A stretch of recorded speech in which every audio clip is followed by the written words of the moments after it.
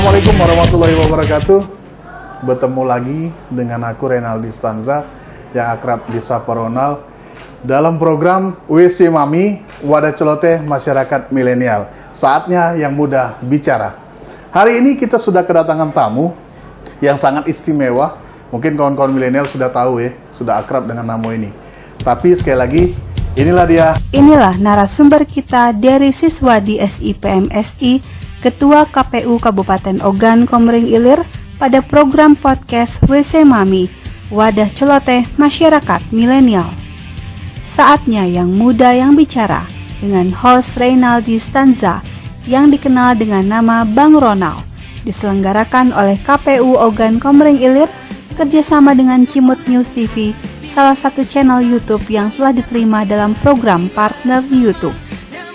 Komisi Pemilihan Umum Kabupaten Ogan Komering Ilir menggelar simulasi pemungutan dan penghitungan suara pemilihan umum tahun 2024 di halaman kantor KPU Kabupaten Ogan Komering Ilir, 26 Desember 2023. Simulasi ini merupakan implementasi uji coba daripada pelaksanaan pemungutan dan penghitungan suara berdasarkan PKPU nomor 25 tahun 2023 dengan tujuan ingin mengetahui secara real apa dan bagaimana pelaksanaan pemungutan dan penghitungan suara pada pemilihan umum pada tanggal 14 Februari 2024. Jangan golput, gunakan hak pilih Anda. Pak Dery Siswadi. Apa kabar Pak Dery? Ya, Alhamdulillah sehat. Jadi Pak Dery, ini mungkin kawan-kawan milenial yang ada di manapun mereka berada, itu pengen tahu nih kegiatan simulasi di KPU Kabupaten Oki ini seperti apa? Oke. Jadi untuk simulasi ini merupakan implementasi uji coba daripada pelaksanaan pemungutan dan penghitungan suara berdasarkan PKPU nomor 25 tahun 2023. Nah, guna simulasi ini kita ingin mengetahui secara real apa dan bagaimana pelaksanaan pemungutan dan penghitungan suara berdasarkan PKPU tahun 2023. Meskipun PKPU 2023 tidak terlalu banyak berubah dari PKPU sebelumnya tentang pemungutan dan penghitungan suara. Nah, dari yang kita kerjakan mulai dari tadi pagi, ini kita memang seperti melaksanakan TPS yang pada hari H.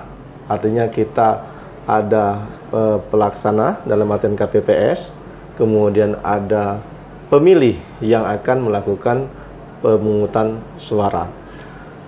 Nah, kami melakukan pemungutan penghitungan suara ini berdasarkan juga arahan-arahan dari divisi teknis selaku pengampu teknis pelaksanaan pemungutan pemilu tahun 2024 di Kabupaten Oki. Simulasi ini kita berharap apa yang menjadi problem, apa yang menjadi kendala kawan-kawan KPPS di lapangan ini bisa tergambarkan. Dari gambaran yang sudah ada, itu kita bisa lihat bagaimana proses yang sudah berjalan. Sebelum kita masuk ke permasalahan simulasi tadi, boleh dikasih tahu tidak Pak Dery, ada berapa jumlah DPT yang sah yang ada di Oki dan total TPS yang ada di Oki? Oke. Kalau DPT, daftar pemilih tetap terakhir yang sudah kita tetapkan itu 560.327. 560.327. Untuk TPS-nya adalah 2.237 TPS. Itu yang sudah kita tetapkan. Di 18 kecamatan terdiri dari 8 dapil di Kabupaten Ogan Komering Ilir. Nah, untuk simulasi tadi Pak Dery, kebetulan aku tadi melui juga Pak Dery ya. Itu ada permasalahan-permasalahan apa yang sering muncul pada saat tahapan pemilihan pencoblosan itu di TPS? Pertama, yang pasti adalah status pemilih. Kalau kita bicarakan pemungutan penghitungan suara, pasti akan kita lihat pemilih itu sendiri. Kita mengenal 3 kategori pemilih. pemilih yang terdaftar sebagai daftar pemilih tetap, kemudian pemilih yang terdaftar sebagai daftar pemilih tambahan DPTB, atau nanti ada pemilih yang statusnya adalah daftar pemilih khusus DPK. Nah, dari yang kita laksanakan, memang ada kategori-kategori yang pastinya itu boleh jadi DPT, DPTB ada, kemudian DPK ada, atau ada hanya berapa unsur dari tiga status pemilih ini. Untuk penyandang disabilitas, itu ada perlakuan khusus atau mekanisme apa yang untuk menuntun mereka supaya bisa melakukan pencoblosan? Ya, jadi untuk difabel, ada yang difabel yang memang secara akses untuk yang bersangkutan menuju TPS ini ada sedikit trouble, misalnya keterbatasan gerak. Ini kita akan membuat model-model TPS yang memang ramah difabel, artinya tidak menyulitkan. Misalnya di tempat yang bergelombang, kita akan memilih tempat-tempat yang ramah yang bisa. Misalnya dia di kursi roda, maka tidak ada penghalang untuk kursi roda itu sendiri. Kemudian untuk sarana pencoblosan, dia meskipun berkursi roda itu bisa melakukan pencoblosan. Nah, tetapi juga ada yang difabelnya yang bersifat dia keterbatasan dalam hal melihat, tunanetra. Nah, dalam keterbatasan difabel atau difabel tunanetra ini, maka juga ada alat-alat yang lain yang memang kita sediakan untuk dia memilih. Nah, untuk para pemilih yang tidak terdaftar di DPT, tapi mereka punya KK, punya KTP, itu disarankan seperti apa, Pak? Ya, untuk pemilih yang memang kita tetapkan sebagai daftar pemilih tetap, itu sudah setahun yang lalu, kita berpedoman kepada tentang tata cara penetapan DPT. Nah, problemnya adalah dalam penetapan DPT itu, paskah penetapan DPT, ini kan banyak juga masyarakat yang baru memperbarui identitas kependudukannya, misalnya memperbarui KTP, atau memang dia memang selama ini tidak pernah membuat KTP, tapi akhirnya pada saat pemilu dia membuat KTP, tetapi sudah kita tetapkan sebagai DPT sudah kita tetapkan. Maka hal ini peluang yang bersangkutan untuk mencoblos atau menggunakan hak pilihnya hanya pada DPK, daftar pemilih khusus. Nah, daftar pemilih khusus ini pemilih yang tidak terdaftar di DPT, tetapi mempunyai identitas kependudukan dan menggunakan hak pilihnya sesuai dengan alamat yang tertera di KTP. Artinya, kalau dia berdomisili atau KTP-nya tinggal misalnya di Kecamatan Kayu Agung, misalnya di desa A di Kayu Agung ini, atau kelurahan A, maka dia bisa menggunakan hak pilihnya hanya di TPS yang di desa A ini. Oh, bukan yang di kecamatan itu, bukan? Tidak bisa. Karena memang dalam undang-undang disebutkan bahwa pemilih ini yang menggunakan KTP ini harus menggunakan hak pilihnya di TPS yang memang sesuai dengan KTP. Tempat dia tinggal. Ya. Beda ya domisili. Domisili belum tentu dia ber-KTP, tetapi berdomisili belum tentu dia memang tinggal sesuai dengan KTP. Jadi yang khusus memang tinggal di situ, di TPS itu. Ya. Jadi posisi menggunakan hak pilihnya sesuai dengan alamat KTP, bukan domisili. Ya. Boleh jadi dia tetap ber-KTP di suatu kelurahan atau desa kecamatan, tetapi dia berdomisili di desa lain. Nah, seperti itu. Nah, dia tidak bisa menggunakan yang hak domisili, tetapi menggunakan hak pilih sesuai dengan KTP. Ya, tertera di KTP alamatnya. Nah, ini Pak Dery, sikok lagi Pak Dery. Tadi tuh aku jingok juga pada saat simulasi. Ada yang punya KTP, yang punya suket, bukan KTP. Punya suket, punya KK, tapi ngapa dia tidak bisa milih? Nah, itu apa Pak Dery? Mau dijelaskan? Jadi dalam undang-undang tentang kepemiluan, Undang-Undang 7 tahun 2017, kemudian PKPU nomor 25 tahun 2023, memang tidak lagi mengakomodir surat keterangan. Pertimbangannya seperti ini. Ya, program NIK tunggal, identitas tunggal yang dilakukan oleh Dirjen Kependudukan beserta instansi yang dinaunginya, yaitu Dinas Kependudukan dan Catatan Sipil, itu kan sudah cukup lama nih. Membangun kesadaran masyarakat agar memperhatikan, kemudian mempermudah memperoleh KTP elektronik, itu kan sudah dilakukan bertahun-tahun oleh Disduk Capil. Dan kalau kita perhatikan di Oki ini juga sudah sangat masif yang dilakukan oleh Disduk Capil. Jemput bola ke kecamatan, ke daerah perairan, itu dilakukan oleh Disduk Capil. Nah, sehingga kenapa itu dilakukan? Karena memang di Undang-Undang 7 2017 itu tidak mengakomodir lagi. Tidak berlaku lagi surat suket itu. Jadi di Disduk Capil juga tidak lagi menerbitkan suket. Tidak lagi menerbitkan suket. Jadi posisinya memang ya KTP elektronik seperti itu, atau dia KTP digital. Tetapi KTP digital atau identitas digital ini belum diakomodir dalam regulasi. Meskipun dalam tata pelaksanaannya kartu identitas digital ini bisa diterima oleh berbagai pihak, tapi untuk implementasinya di kepemiluan belum diakomodir. Jadi yang bersangkutan tetap patokannya adalah KTP elektronik. Bentuk fisik ya? Iya. Nah, jadi kawan-kawan milenial, kalau seandainya kawan-kawan masih ada surat suket itu, cepet-cepetlah diurus. Jadi kaget pada saat pemilihan, kawan-kawan bisa nyoblos, bisa menggunakan hak pilihnya. Nah, itu ya. Ya, isi kok lagi Pak Dery. Ini kan tadi disinggung masalah KTP digital nih. Tadi ku jengok juga ada beberapa pemilih yang menyodorkan KTP digital itu beserta kakaknya, tapi dia ada yang bisa, ada yang tidak bisa. Nah, ini kejelasannya seperti apa nih?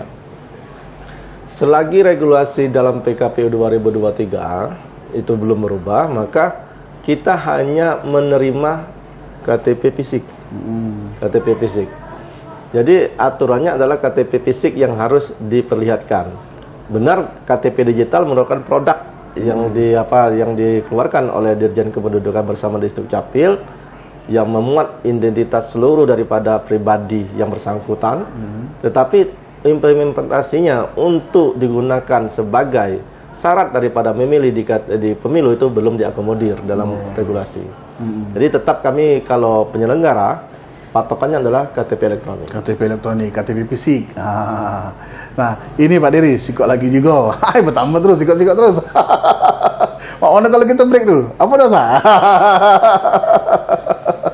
Kita break dulu Mungkin kawan-kawan milenial nak minum, nak makan apa, nak ke WC Kita break dulu. WC Mami akan segera kembali setelah pesan-pesan berikut ini. WC Mami, wadah celoteh masyarakat milenial. Saatnya yang muda bicara. Jangan golput, gunakan hak pilih Anda. Nah, balik lagi kita di WC Mami, wadah celoteh masyarakat milenial. Saatnya yang muda bicara. Kawan-kawan milenial, ini obrolannya semakin seru Jadi kita banyak tahu pengetahuan tentang pemilihan umum KG, cak mano cara segala macamnya. Nah, ini kita lanjut lagi, kita ngobrol dengan Pak Dery. Kebetulan ada suhunya di sini. Kita ngobrol lagi, apa sih kendala-kendala yang lain yang terjadi pada saat pemilihan KG yang bakal terjadi. Nah, ini antisipasinya seperti apa? Kita tanya yang bersangkutan. Pak Dery, kalau tahun 2018 2019 kemarin itu kan sempat terjadi nih, dia punya KTP di luar Kabupaten Oki, tapi dia begawi di Kabupaten Oki. Pada saat pemilihan, mereka ini nak milih. Nah, itu cak mana Pak? Kemarin kan sempat siru. Ya. Jadi makanya dalam peristilahan pemilu untuk khususnya 2024 ini, kita ada DPT, DPTB, dan DPK. Salah satu kasus yang memang pernah terjadi di kita sehingga harus PSU adalah di PT PNS. Oh, PT PNS. Di mana pada saat itu kita mendirikan TPS khusus. Nah, di Oki Valve juga seperti itu, ada TPS khusus. Namun yang terjadi PSU adalah di Sungai Menang, di PT PNS Sungai Menang. Permasalahan seperti ini, secara fungsional umum, KTP elektronik memang berlaku di Indonesia. Kita mau kemana saja itu memperlihatkan, itu diakui bahwa itu merupakan identitas diri yang melekat kepada yang bersangkutan. Nah, tetapi untuk khusus pemilu, maka pemilih kan kita kategorikan. Dari awal perencanaan, KPU sudah membuat sebuah perencanaan yang namanya pemuktahiran data pemilih. Kemudian melakukan coklit, pencocokan dan penelitian pemilih dari DP4. Nah, prosesnya cukup lama, berbulan-bulan, 3 bulan, 4 bulan kita memproses DPT tersebut. Nah, sehingga targetan masyarakat Indonesia yang mempunyai KTP elektronik sesuai dengan KTP-nya, beralamat sesuai KTP itu menjadi daftar pemilih tetap sesuai dengan alamatnya masing-masing. Nah, kenapa DPT ini merupakan hal yang harus dilaksanakan perencanaannya dari awal, karena akan mempengaruhi surat suara. Nah, setelah kita memilih mulai proses daftar pemilih tetap ini, maka secara seluruh Indonesia kan ketahuan nih seluruhnya berapa ratus juta jumlah pemilih. Kita bicara konteks OKI, daftar pemilih tetap kita 561.357. Artinya selama kurun waktu hampir 3 bulan, 3 sampai 4 bulan, kita melakukan pencocokan dan penelitian masyarakat yang memenuhi syarat sebagai pemilih, yaitu mempunyai KTP elektronik ataupun terdata sebagai masyarakat OKI di Capil OKI. Ini sudah kita masukkan ke dalam sistem yang namanya sistem informasi data pemilih, SIDALI kita. Nah, data pemilih ini kemudian kita sahkan. Bagaimana cara penggunaannya? Maka penggunaannya adalah data pemilih ini seharusnya masyarakat yang sudah terdata seharusnya memilih di lokasi sesuai KTP. Namun kan ada satu kasus atau ada suatu keadaan tertentu seseorang tidak bisa melakukan haknya untuk memilih di sesuai dengan KTP. Misalnya dia bekerja di luar alamat KTP-nya. Misalnya seperti saya alamat KTP Simpang 3 Sakti, Tulung Selapan. Saya bekerja di Kayu Agung. Maka dipastikan saya sudah mendaftar bahwa saya akan melakukan pindah memilih. Pindah memilih. Model A5 ini untuk pindah memilih ini kan akan dimulai pada saat tanggal 15 Januari. 15 Januari, maksimal 15 Januari, kita akan menutup ruang untuk pindah memilih. Saya kalau lewat 15 Januari pun, itu tidak bisa lagi. Tidak bisa lagi. Kenapa? Karena untuk menjamin ketersediaan surat suara. Jadi mulai hari ini, Pak, mulai dari kemarin-kemarin nih? Nanti ada jadwalnya, ya sampai 15 Januari nanti ini ditutup untuk pindah memilih. Nah, beda DPTB TPS khusus. Ada yang namanya DPT, daftar pemilih tambahan, di TPS reguler. Reguler ini TPS yang memang sudah ditetapkan 2.237, termasuk juga TPS khusus. TPS khusus itu apa? Yang konsentrasi pemilihnya cukup banyak, lebih dari satu TPS, misal 300, 400. Contohnya di lembaga pemasyarakatan, kemudian sentra industri, yaitu perusahaan-perusahaan yang memang terkumpul massa di sana. Nah, contoh di Sungai Menang misalnya ada karyawan-karyawannya, berapa ribu karyawannya, yang kita kemudian melakukan sosialisasi, kemudian mengidentifikasi apakah yang bersangkutan pada saat 14 Februari berada di lokasi pabrik atau lokasi tempat dia kerja, atau berada di alamat asal. Nah, seperti itu.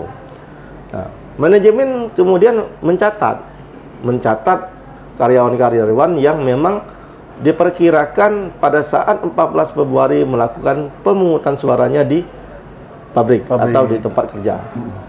Syaratnya harus satu, meskipun dia DPTB, reguler di TPS khusus harus tercatat sebagai DPT. Jadi misalnya ada karyawan di perusahaan, dia kemudian kami membuka waktu itu akses untuk pembuatan TPS khusus di perusahaan tersebut. Nah, ketika dia mendaftar dan kami cek nomor NIK-nya tidak terdaftar di SIDALI, Sistem Persatuan Pemilih, maka kami akan menyarankan yang bersangkutan untuk mendaftarkan dulu ke lokasi asalnya. Nah, sehingga tercatat nanti dicek di NIK-nya di portal KPU RI, maka bisa masukkan baru DPTB. Ini DPTB daftar pemilih tambahan khusus di TPS khusus. Nah, yang reguler ini sampai 15 Januari bisa melakukan seperti misalnya kebanyakan salah satunya misalnya kepala pejabat-pejabat, kepala kantor, kepala Kajari misalnya yang alamatnya bukan KTP-nya bukan di OKI. Maka dia kami sarankan untuk melakukan pindah memilih paling maksimal 15 Januari. Nah, kenapa terjadi PSU di Sungai Menang? Karena tadi persepsi bahwa saya punya KTP nih, harusnya kan bisa seluruh Indonesia. Tetapi ini ada perlakuan khusus untuk memilih, ada syarat. Ada syarat, dibatasi dengan persyaratan. Terdaftar sebagai memilih, berusia 17 tahun atau sudah menikah, tidak sedang dicabut hak pilihnya, tidak hak pilihnya oleh pengadilan bisa, atau dia sedang dicabut hak pilihnya ketika statusnya TNI Polri, seperti itu kan. Nah, itu kan ada syarat-syarat. Nah, makanya fungsional KTP yang berlaku di Indonesia itu tidak mengikuti juga persyaratan di KPU.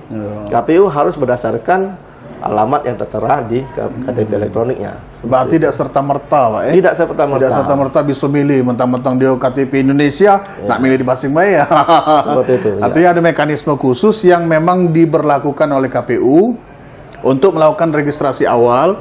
Setelah itu baru dimasuk ke di DPTB, ya. Baru dimasuk ke di situ. Nah, kawan-kawan yang pegawai pabrik, ya, cepatlah dirubah. Tanggal 15 Januari.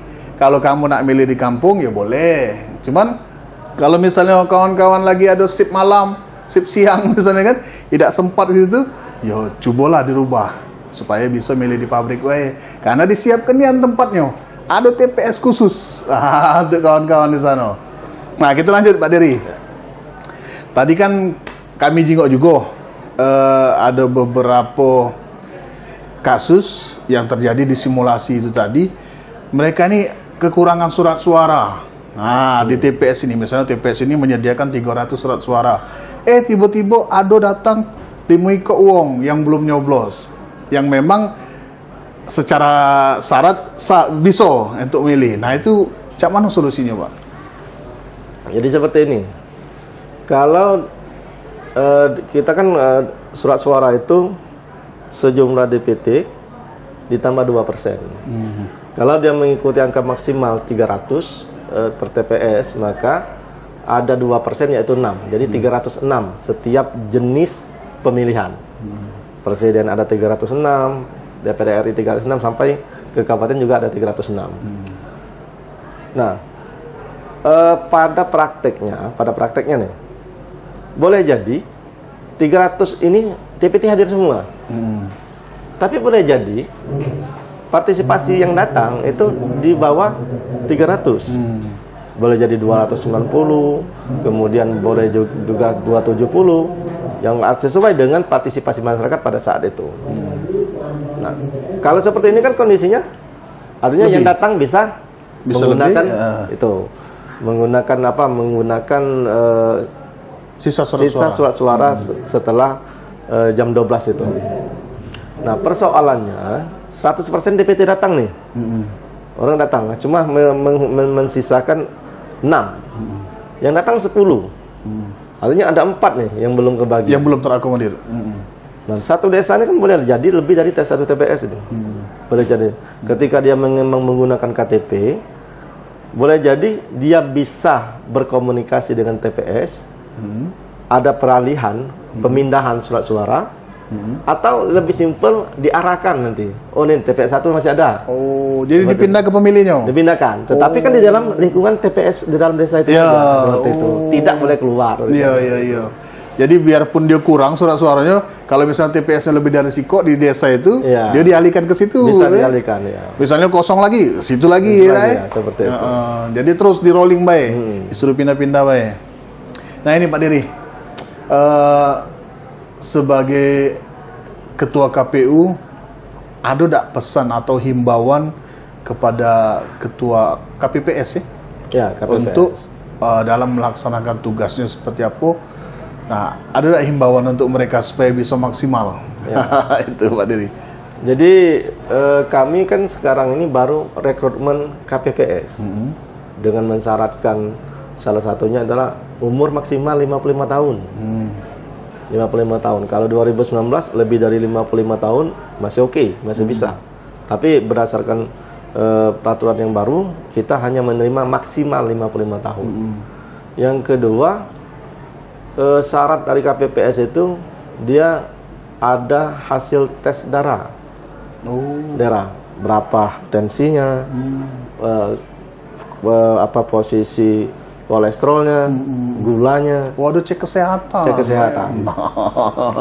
Karena begini, pada saat 2019 kan KPU jadi tertuduh, KPPS banyak meninggal. Iya, Sehingga benar. hoax ini beredar bahwa ada diracun. Seperti itu. Iya. Nah, padahal kalau kita lihat memang KPPS beberapa KPPS kita yang meninggal itu yang memang pertama kecapekan. Dengan posisi pertama kali menggunakan 5 jenis surat suara. Itu 2019. 2014 memang 5 tapi pisah waktu. Pisah waktu. April dan Agustus. April DPR RI dan DPD, Agustus baru presiden. Itu 2014. 2019 itu pertama kali ini digabung dalam satu waktu. Nah, sehingga KPPS yang memang bekerja dari pagi sampai malam, kemudian banyak yang down. Nah, salah satunya usia. Kemudian ada sakit komorbid bawaan. Ada jantung. Berarti itu antisipasinya. Nah, makanya kenapa kok KPU sekarang tegas tidak menerima KPPS yang terindikasi penyakit bawaan? Karena kita lebih menghargai nyawa. Betul. Apa artinya demokrasi ketika nyawa yang harus dikorbankan? Nah, makanya kita lebih menjunjung dan menilai tinggi nyawa rakyat Indonesia. Betul. Salah satunya KPPS. Maka kita KPU RI membatasi untuk menjaga stamina daripada penyelenggara.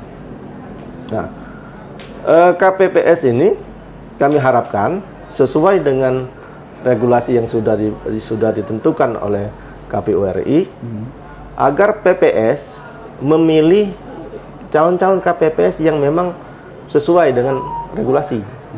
Jangan bermain-main dengan regulasi, jangan bermain-main dengan sistem. Kita berharap memang KPPS ini memang orang-orang pilihan yang memang mengenal wilayah, kemudian membaur dengan masyarakat. Karena kalau kita perhatikan semuanya bisa terjadi. Sehat jasmani dan rohani ya. Sehat jasmani dan rohani. Kemudian komunikasi. Bayangkan misalnya KPPS itu orang yang nggak pernah sekali muncul, tiba-tiba jadi KPPS. Nah, ketika ada permasalahan-permasalahan, dia juga orang nggak kenal sama dia kan. Nggak kenal dengan yang bersangkutan, kemudian ya komunikasi massanya nggak jalan. Nah, kita berharap orang-orang ini, orang minimal aktif di desa, ini ketika masyarakat melakukan komunikasi, melakukan koordinasi terkait hal-hal mengenai pemungutan suara pada saat hari itu bisa diakomodir dengan baik dan bisa diselesaikan. Jadi pesan kami kepada PPS, PPK agar proses rekrutmen ini benar-benar menciptakan dan menghasilkan KPPS yang sesuai dengan regulasi. Jadi kalau nak daftar KPPS Pak ya, itu harus sehat jasmani dan rohani dulu. Itu yang pertama. Kedua, memang tahu peta wilayah. Kaget tak tahu peta wilayah, tiba-tiba daftar di situ, nah laju ke lapangan, rusak sekaset. Jangan sampai Pokoknya yang penting pemilu tahun depan itu damai. Jangan ada gontok-gontokan dan juga kondusif. Itu yang cita-cita kita. Ya tak? Nah ini Pak Dery, terakhir. Ada tadi tuh belum sempat disinggung ya masalah pemilih yang ada di rumah sakit, yang lagi sakit, yang kurang beruntung istilah itu kesehatannya. Nah ini cak mana Pak ngatasinya Pak? Ya, jadi posisi begini, 2019 masih memungkinkan kemarin kita membuat TPS ini. Jadi di 2024 ini kita tidak lagi mengakomodir yang rumah sakit. Dengan alasan begini, pertama, tidak ada yang bisa memastikan rumah sakit itu, pasien ini keluar hari ini misalnya, pasien keluar 2 hari lagi, tidak bisa. Karena analisa dokter itu kan bertanggung jawab penuh dokter. Makanya hal yang tidak pasti ini tidak mungkin kita patok. Ada berapa misalnya pasien yang bisa pulang atau stay atau harus masih di rumah sakit. Nah, jadi yang paling memang rasional adalah bagaimana dengan persoalan pegawai.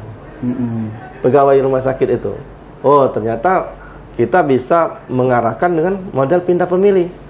Misalnya dia contohnya seperti ini. Dia di SP Padang. Kemudian pada hari tanggal 14 Februari diperkirakan dia lagi piket. Sama cek pabrik tadi berarti. Mau tak mau dia harus pindah memilih dari SP Padang kemudian misalnya ke Kayagung rumah sakit. TPS yang terdekat di rumah sakit. Nah, karena pindah memilih itu bisa memilih tuh. Sesuai dengan misalnya saya kan di Kayagung, maka yang paling dekat ini di depan-depan ini. Di depan jalan, di TPS ini. Saya bisa memilih situ. Dan dari awal saya sudah mengajukan pilihannya ke TPS yang mana saya pilih. Registrasi tadi ya? Seperti itu, pada saat mengisi formulir pindah memilih. Berarti yang di seputaran tempat kita begawe itu lah. Iya. Tidak boleh sih itu nak ke sana jauh-jauh ya. Iya, benar. Berarti tidak disiapkan lagi TPS khusus di rumah sakit itu ya? Tidak lagi disiapkan. Tidak lagi Pak ya? Jadi mereka lebih condong tadi pemindahan tempat milih, registrasi tadi yang sampai tanggal 15, sudah itu pula mereka milih di seputaran tempat dia begawe itulah. Iya. Nah, jadi ngerti kawan-kawan milenial, semoga kita bisa menggunakan hak pilih kita, ya tak? Bisa maksimal dan kondusif. Itulah kehendak kita kawan-kawan milenial. Kawan-kawan milenial yang belum nganu ke KTP, lanjaklah, kaget lupa pula pas milih dah KTP, lagi masalah ya tak? Nah ini Pak Dery, closing statement. Apa sih yang mau disampaikan Pak Dery terhadap kawan-kawan milenial yang sudah bisa memilih atau yang pemilih-pemilih yang sudah bisa menggunakan hak pilihnya supaya bisa maksimal? Ya. Baiklah, kami dari KPU Kabupaten Ogan Komering Ilir menghimbau kepada masyarakat Kabupaten Ogan Komering Ilir, baik itu yang terdaftar di PT, baik statusnya adalah pemilih pemula, pemilih milenial atau generasi Z, kami mengharapkan pemilih bisa berpartisipasi aktif. Akses daripada DPT ini bisa 24 jam dilakukan di DPT online.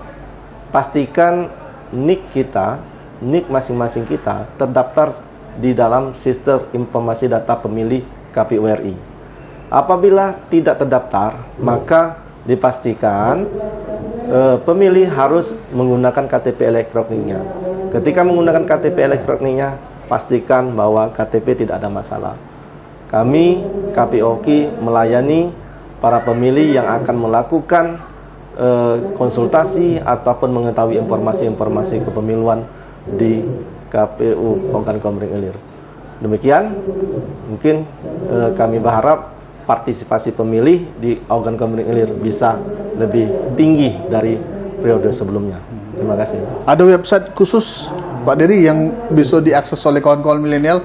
Bisa untuk DPT, untuk mengecek status kita adalah cek DPT online. DPT online. Cek DPT online di KPU RI, maka kita akan bisa melihat posisi kita terdaftar di desa apa, kecamatan apa, di TPS berapa. Oh, oke. Seperti itu. Tapi kalau NIK-nya tidak terdaftar, dipastikan tidak terdaftar sebagai pemilih.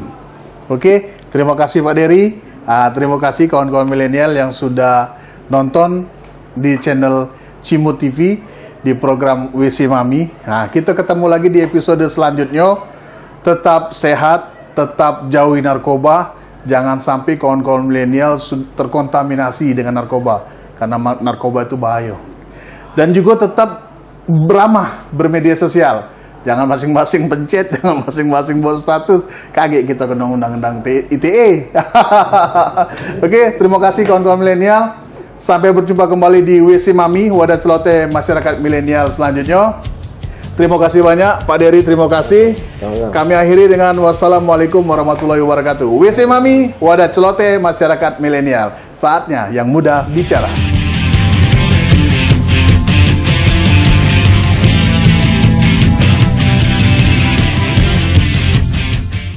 Jangan golput, gunakan hak pilih Anda.